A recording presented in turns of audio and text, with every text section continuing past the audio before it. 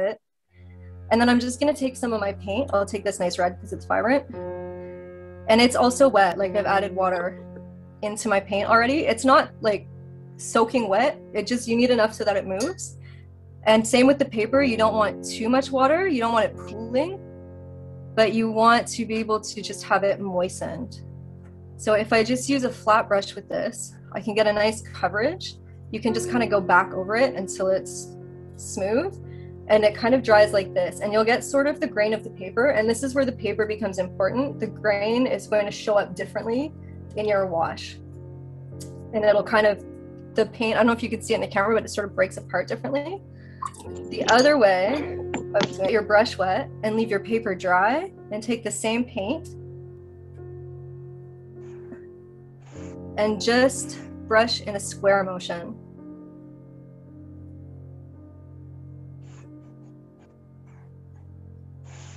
So we can get, as you can see, I had more water on my brush that fell off here. So this is where watercolor gets a little bit tricky, because as soon as you have clean water going in, but this is why it's good to practice these. I'm just gonna add a little bit more pigment in there. It becomes a little bit more of a wet on wet technique now, but you can go back and forth between them. And now we have two wash areas that are solid colored. So if you're doing a really large area and you want to have a nice even coverage without going back over and ending up with sort of an overlap line on it, like you would get with these, when they've dried, you can get overlaps. Then I would do the wet technique. So if you have a large area on your paper, you wet the whole thing slightly first and then go back over with your wash. If it's a smaller area and you just want it kind of vibrant, you can use this dryer technique. Does that make sense so far? Let me know if I'm going too fast. Yeah. For me, it's just kind of made it like lines. How do you prevent, like, is you go like horizontal and then vertical? Yeah, so I'm using a flat brush, first of all. It's partly maybe a brush thing. These brushes, they're synthetic and they're really flat and they're really bendy and they hold a lot of water. So it could partly be a brush thing. You could always experiment with another brush. And yes, I do, I'm going this way first, like here, I'll do another one. And it depends too, like if I don't have enough water in here, this is now a bit dry, it's gonna give me a different feeling too. So this is what happens if you don't have enough water. Yeah, okay. Well, as it dries, actually the lines kind of disappear. So I guess I just don't have to touch it too much. Have enough water. And you go this way. And then just sort of smooth it the other way. You should get sort of a smooth, as long as it's wet, you can keep working it. Here it was a little bit too dry on my paper. I had a little bit too much dry pigment, so we see some sort of funny lines in it.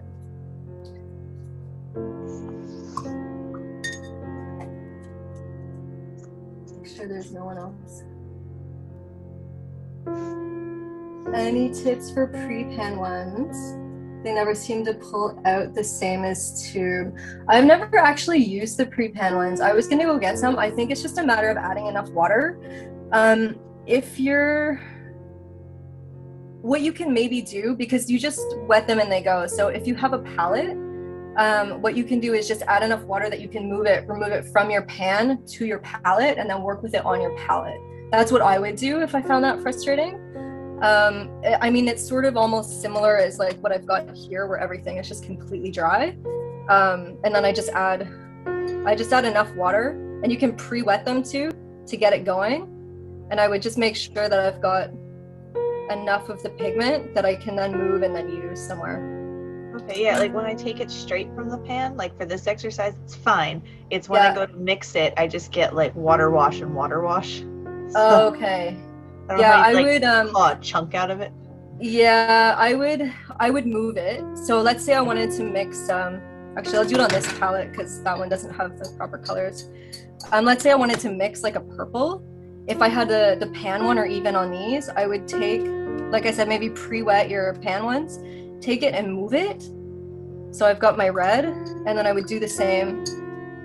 So this is an Alizerian Crimson Red. This is a Cerulean Blue. And actually these kind of make a nice purple, and it's surprising because this one's very green, but they kind of make a nice color. It's like a muted color, but you could move it first onto another space. And then you've got something that you can work with for those pan ones. Thanks. Is anyone stuck on these swatches? Are you guys okay? Yeah? All right. Let me see. Just making sure no one else is coming in, right? I'm gonna watch my thing. All right, so the next thing that we can do are getting gradients of color. So there's a couple ways that we can do this. We can start again by, let's start by wetting the paper first.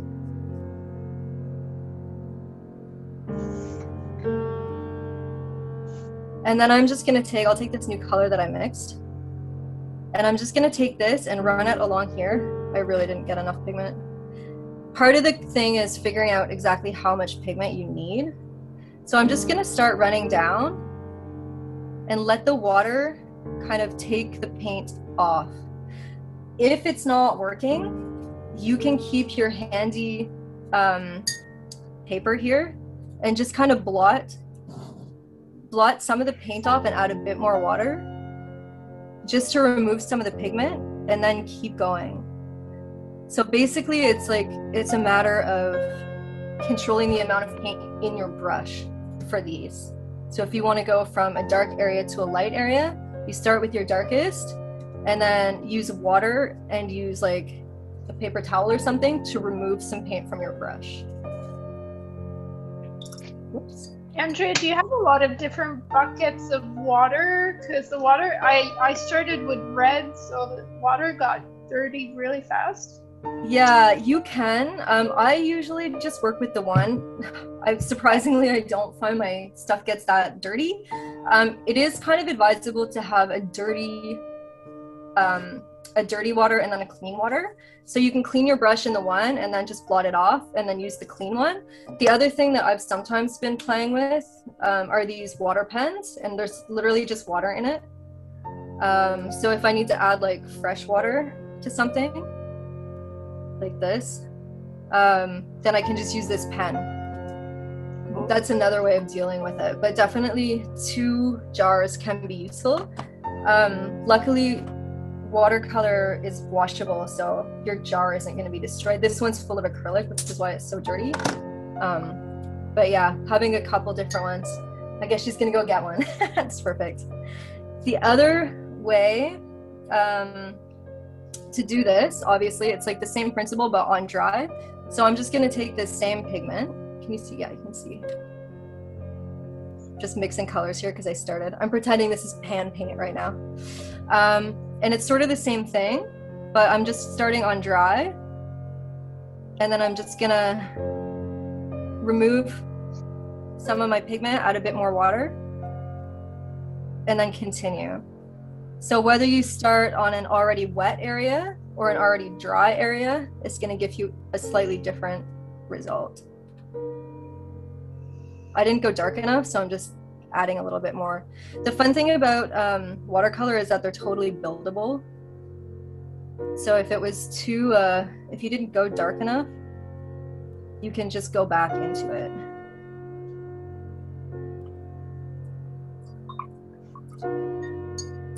So sometimes what happens, and you'll see it here already, when I already had a wet area, sometimes it will start to bleed in itself, which gives you a really nice quality.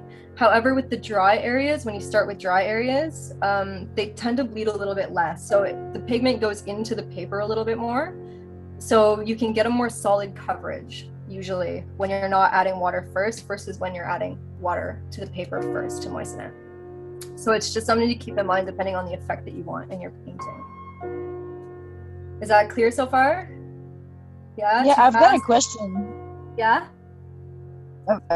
So how do you prevent the water from like being all the, like, you know, when you brush and then at the end there's like the accumulation of water? Yeah, you just have to make sure you don't have too much on your brush. So I usually dab quite a bit. If ever, let's say I do a big pool of something, just a sec. I like this red because it's really pigmented so you guys see it well on camera. Although it's a bit much, which is why I'm dulling it back. Let's say I'm doing an area and get enough pigment down. And I've just added too much water to it and it's starting to pool. You can take another brush that's dry. For example, this one, I'm just gonna pool some water here. You can take another brush and just kind of touch into it and it will absorb the paint. However, as you see, sometimes it removes some of the pigment, but it will remove the water, and then you could go back in, let's say, because now you just have pigment on wet, and just repass. If you're trying to get a solid block, you can just repass over it. Or let's say this is solid, and then I'm like, oh no, I needed something that was a bit gradient there. I can take my brush, and with a bit of water, start removing the paint. So watercolor is kind of fun in that you can go both ways. You can start dark to light and also go light to dark. The only thing to remember is that as soon as you have pigment on your paper, you're not going to remove it 100%. So you're always going to have like this pinkish hue. So either like remove, if it's too wet, remove water with like a dry brush and then go back over it, or use water. Let me see if I can lift some on this one because it's already dry. Use some water and rub into it. And see, even on this one that's been dry for a while, I can start getting a gradient on this. This becomes really fun later because you can actually draw with your wet brush into the watercolor. Is that good so far? Yeah? Yes. Okay, perfect. All right, so the next thing is just to get like the color mixes, and we're gonna use this a lot on the flowers. So you can mix your colors obviously in your palette pre-mixed, or we're gonna do like the wet swash, so wet into wet. So I'm just gonna make like a square that is already pre-damp. And let's say I want to make a purple and I know these two colors work well. I'm just going to take my red and put it on the one side. I obviously added too much water on this one. And I'm going to go like halfway about. And then I'm going to take my cerulean blue here and go the other way. And then you just kind of lightly brush between the colors and you will get a nice gradient happening from the reds to the blue or greens to yellows or whatever you're using. This is really fun for creating some highlights and things. So like I mentioned, we don't use white. So sometimes when you want to make something brighter, you can actually use something that's a higher chroma. So what that means is if I have like, let's say these two colors, it's not like the best example, but actually no, let's use these two. This orange is obviously a darker color than this yellow. So if I want to make something that is like an orange flower that goes lighter, if I were to mix white into this, the color becomes desaturated. It doesn't actually look brighter, it looks less vibrant. So instead of using necessarily a white, I can use a yellow mixed in for this gradient, and you'll have a really nice highlight on your flower. And then this is sort of a way that you can do it. So you're still getting the white of the paper underneath, and then you're using a lighter color that's in the same sort of family as the original color, but that's just brighter. You can even do that with reds. Like, let me see, even these two, I could do it. So this is like a dark blue red. And if I wanted to make something that looked brighter, I could take this cadmium red, which is like a bright orange red, and I can make a really nice highlight with that. And instead of using white, because if I use white with this, it's gonna go pink and it's gonna be dull. This is my little speech on whites, which I'll probably get back into later, but it's a very big topic. Yeah, so the other thing that we can do, so this is a way to make a nice gradient. The other thing that you can do is overlay your colors. And this is really fun because, oh, and I wanted to actually mention, so really quickly when you're doing gradients, and this is where you have to play with your paints a lot, some of your pigments are just going to be more highly pigmented than others. So this red and this blue are fairly evenly pigmented. But if you try to do this blend with something that's really intensely pigmented with something else that just doesn't have the same staining power, you're gonna have a hard time. So you might have to take the weaker color and add more of it and go into the other color instead of the other way, because even this starts going really far this way. So you might want to watch out for that, and that's why we start playing at first with our colors, just to kind of get an idea of what they're gonna do. These two, they're like equally pigmented, but one is a lot darker than the other. And when you overlap them, you can see the sort of different qualities that you get. So the colors change, but because I put the light over the dark here, I see the dark color coming through a lot better than I do here with the dark over the light. So this is just a fun thing to play with, because when we start drawing later with the watercolor, it becomes really useful. And I'll actually just use my same colors because they're already wet. I don't want to waste time by mixing new colors.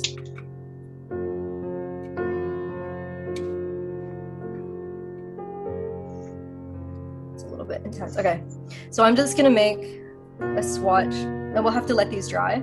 So I'm just gonna make one little square here, nice even washed, and then I'm gonna do the same thing just down here. Is that on dry paper? Yeah, we have to let this dry. So we're just gonna create these, and then we're gonna come back to it. So if I were to mix anything in this now, it would do this, which I don't want. I want to keep the colors preserved. So this is a technique that you can do when you want your colors to sort of mix together, but still keep their form. You can use this technique. And then while we're waiting for this to dry, the other way of mixing colors is to do sort of like dropping color into color. This is what you see a lot in watercolor paintings. It's sort of the main technique that everyone uses. You can get really nice, soft, sort of airy looking paintings. So to do this, we want to do, let's say we start with a wet one, like a wet square. And then I'll go with, I'll try the blue. I think it's a little bit less intense. And then I'll put the red into it. So I'm just gonna like do a wash of my blue here. And it's all wet. Now I'm gonna take my red and make sure it's actually fairly wet here. So I've got quite a bit of water. And I'm just gonna gently touch where I want it to go.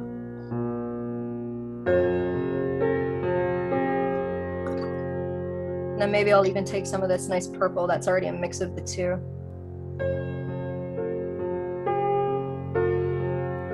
So this technique we're going to use when we do our little flowers today.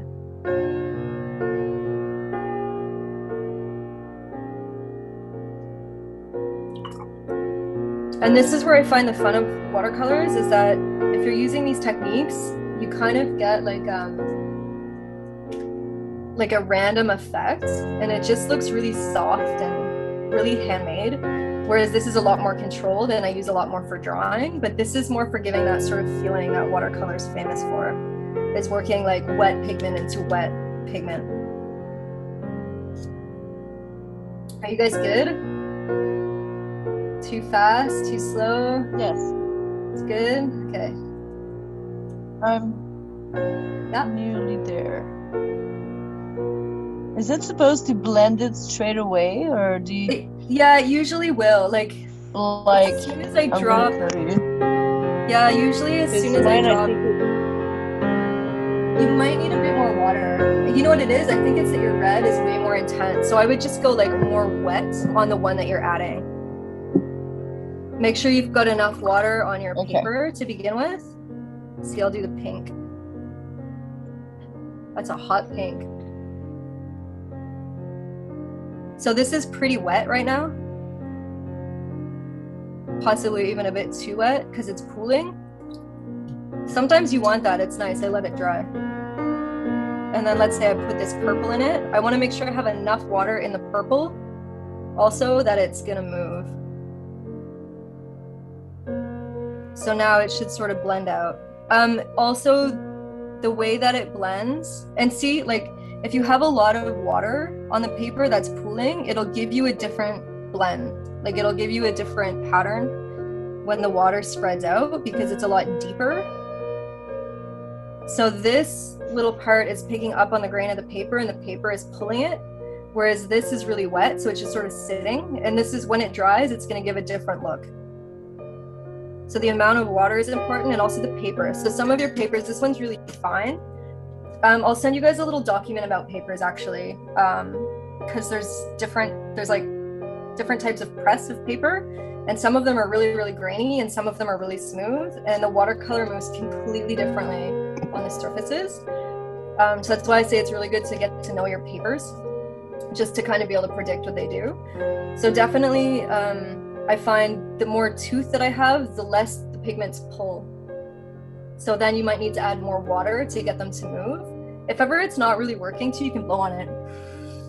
If you blow on your pigments, it just kind of helps them move around. So if you drop stuff in and it's not moving, if you have a little straw even, you can just blow on the area and it'll help it spread.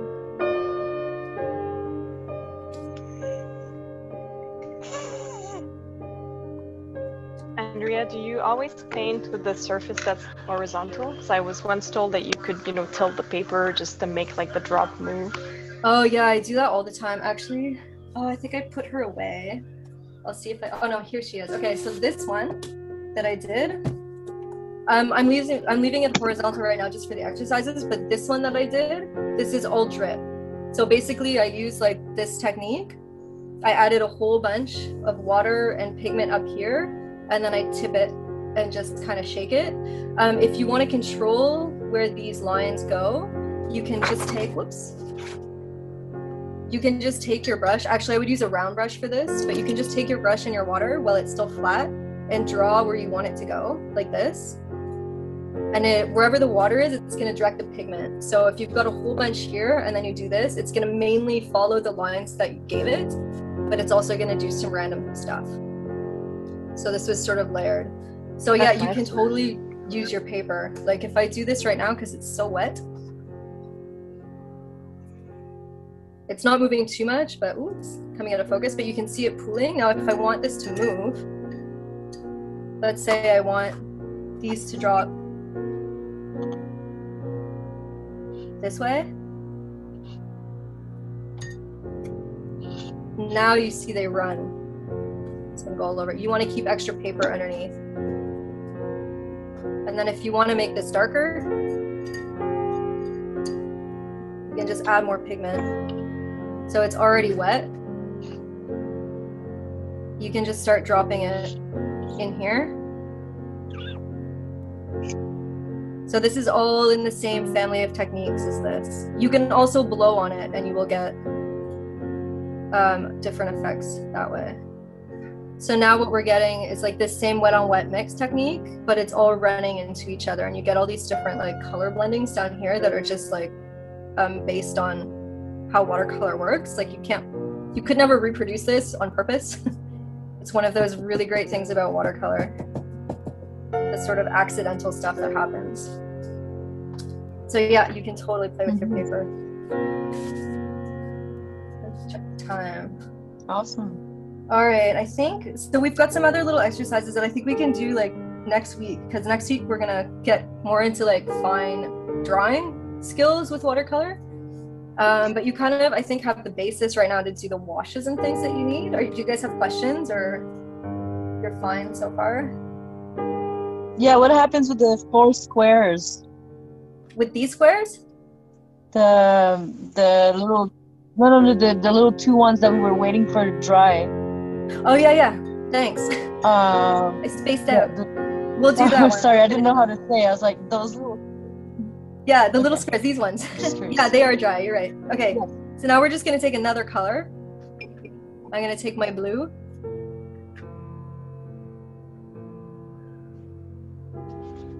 Oh, and I kind of messed up, but yeah, I'm not thinking. So this one is the red over the blue.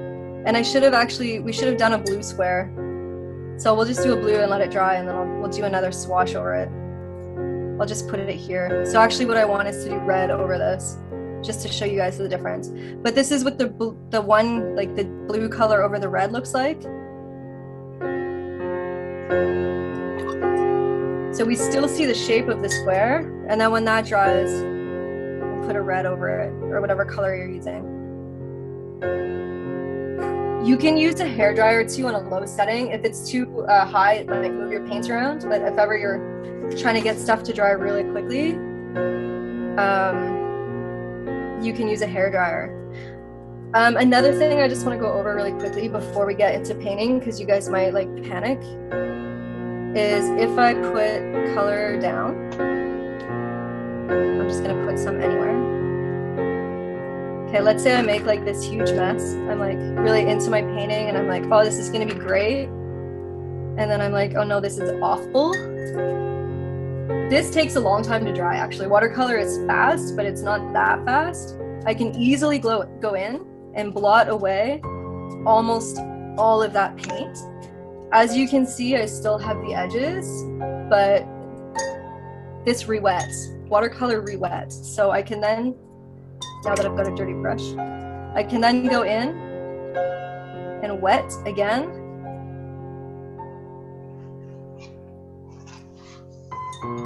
And then re-blot it. So you can get, as long as it's not fully dry, remember I removed up here and it was pretty much fully dry. As long as it's not all that dry, you can pretty much get back to nothing on the paper. So there's like magic. A lot less stress in watercolor than people think immediately. All right, are you guys ready for some flowers? Yeah? Yes. We'll do a little thing. All right, so this is basically what we're using tonight for doing these.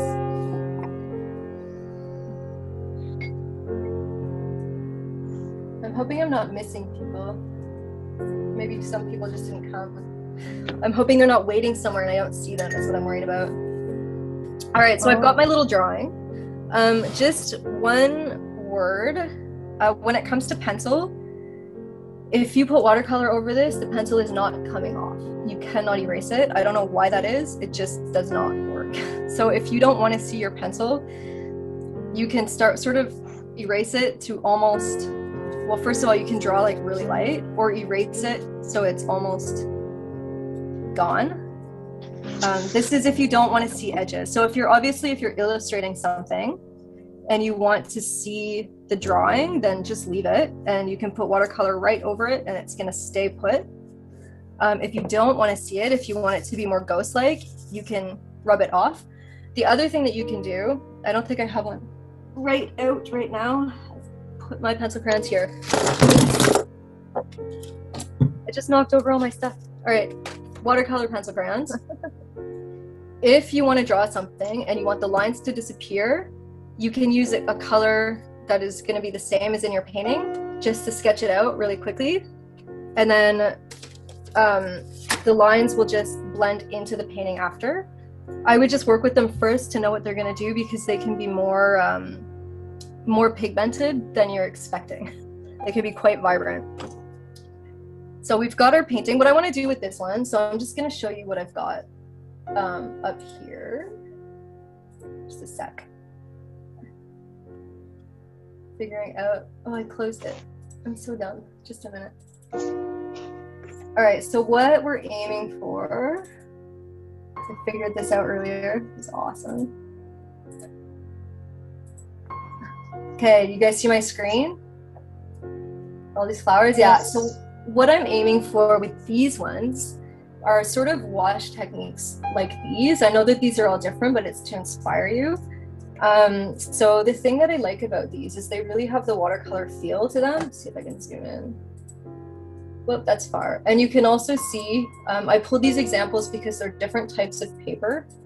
And you can actually see how the paper ends up playing a big role in how the artwork reads.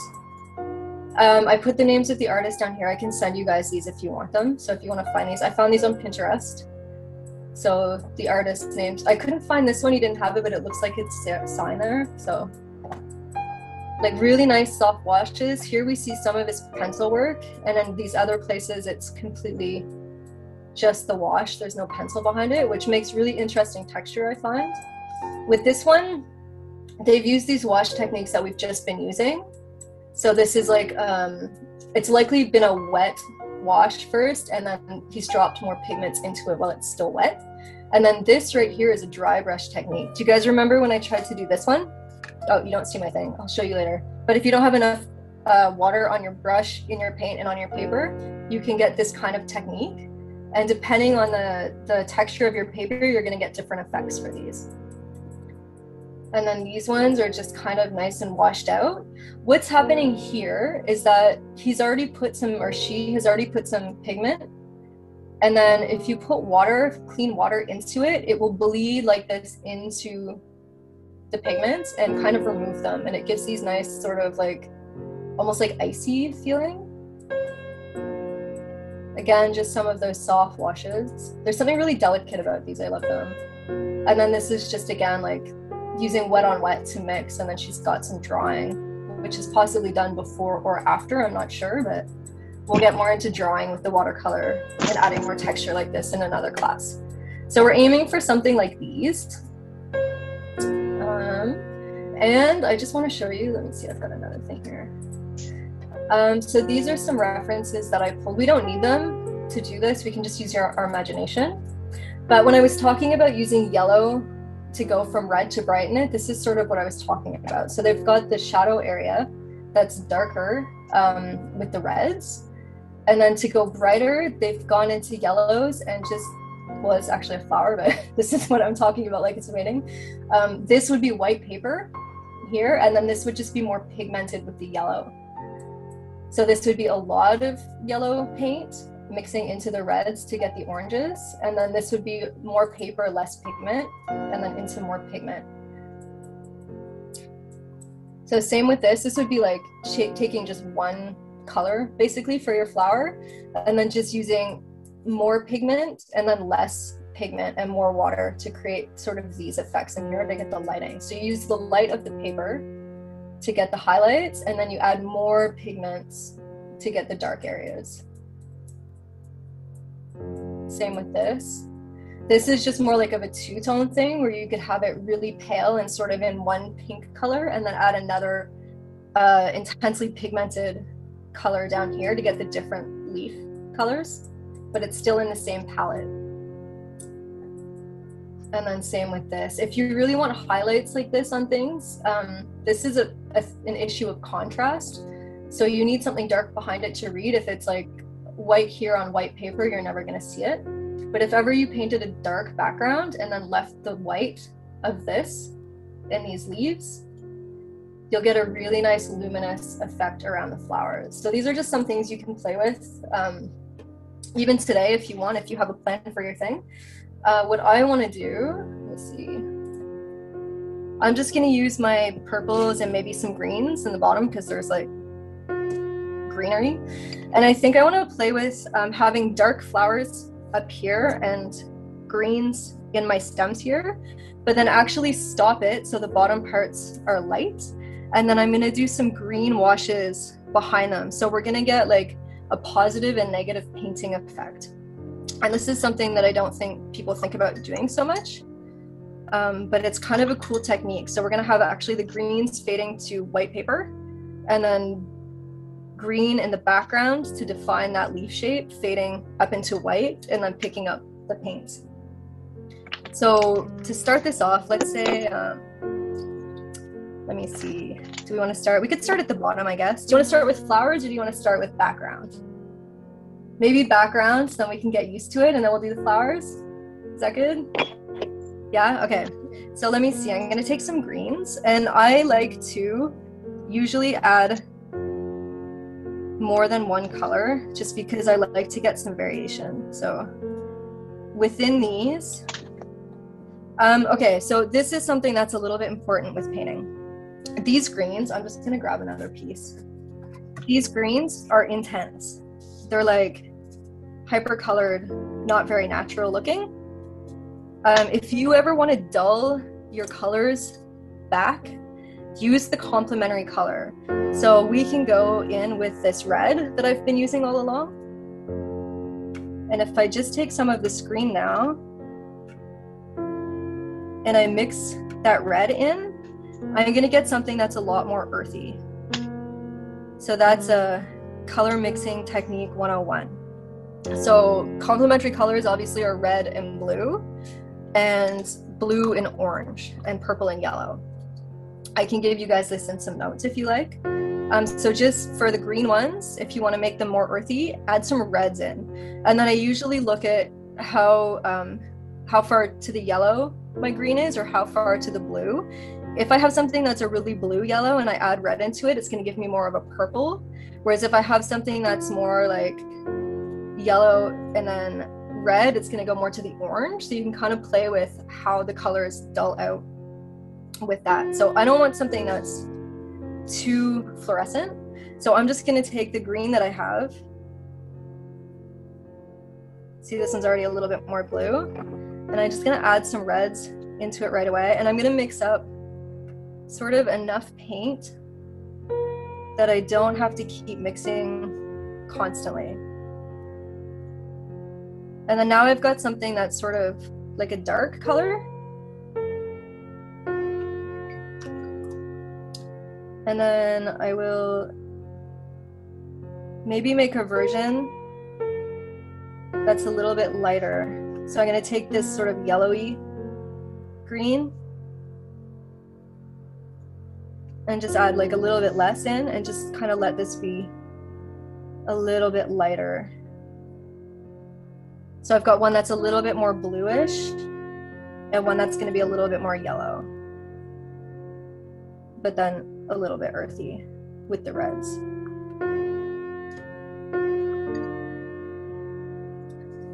And then when I have some colors mixed up, let me see, if I start dark on the bottom and then go lighter towards the top, it could be interesting.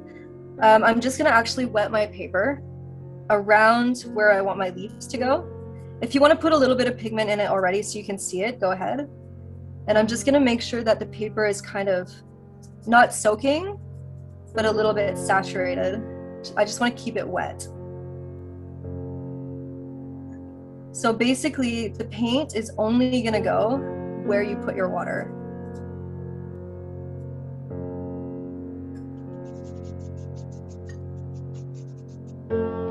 That's a bit much, but it's okay. We're gonna go back. If you have some pools, you can fix it. Just get the paper wet first.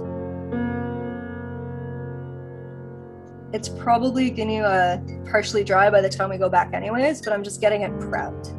And I know that I only want this to go sort of halfway up.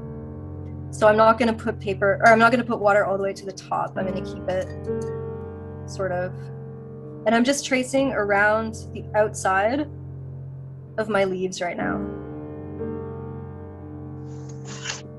Here, I'm gonna add a little bit of paint just so you can see what I'm doing.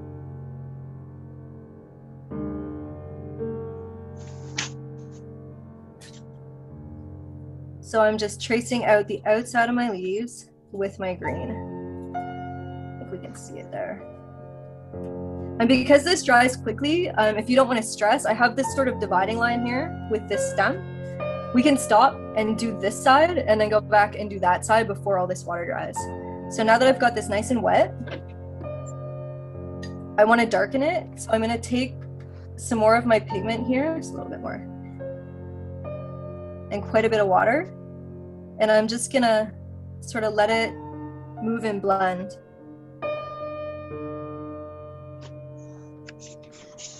A bit more red. I didn't quite mix up enough. I always feel like I mix a lot of paint and then I realize I need to mix a lot more.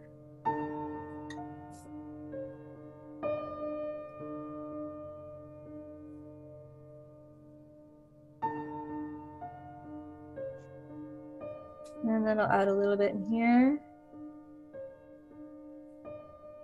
Okay, so these parts here where they're in the middle and I got a little bit too much water, I'm just gonna take a brush and carefully remove some of that. It's just pooling a little bit much for my liking.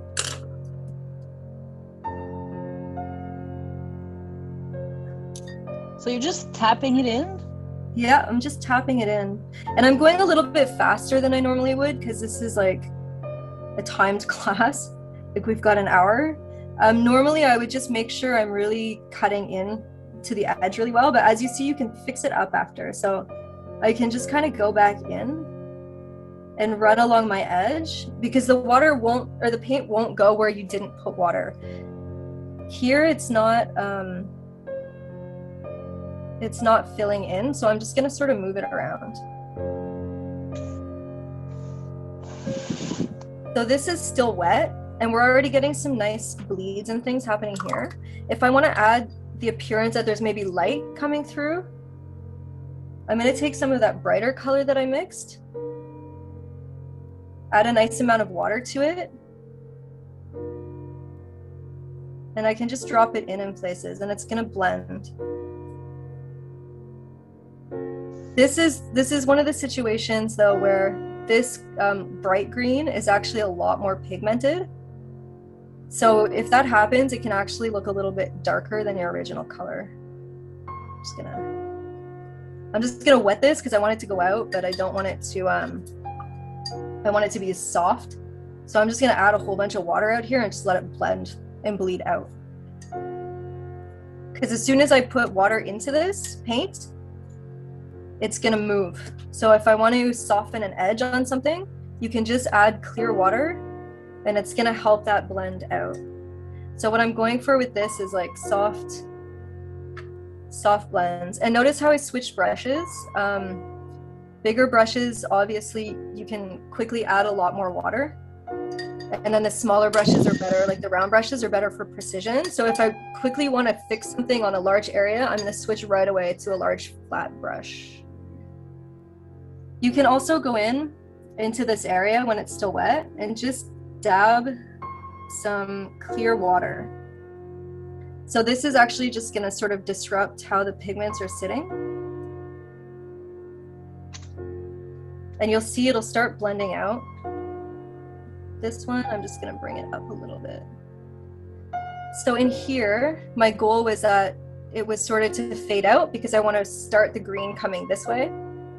So if I find that this is too much pigment now, I'm gonna just take my trusty paper towel and blot this off. If it's too much, it's not a big deal. And go in with some more pigment and some water. It's still wet, so it'll still blend up. There's actually a surprising amount of time that you have to work with these, especially if you plan your piece thinking of small areas that you can kind of keep wet and control. If you try to do the whole page, you might get overwhelmed. But by keeping it kind of small like this, you have time to work in a space and add and remove. If I felt like drawing, like this might be really tacky, but let's say I wanted to add another leaf shape like this, but coming up here, like it's in the background, I can just take a brush that's dry after this is sort of dried a little bit and just disrupt the paint.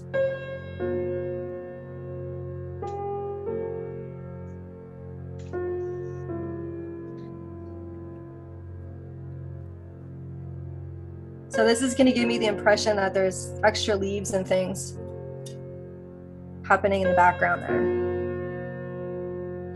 without being too defined.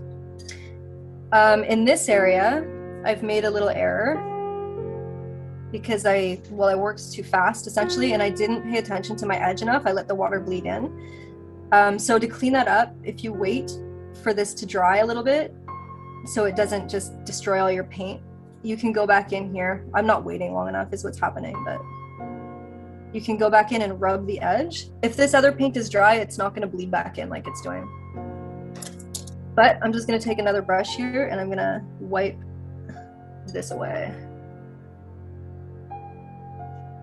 So as I mentioned, you can go back and forth between light and dark, and that actually kind of adds a nice softness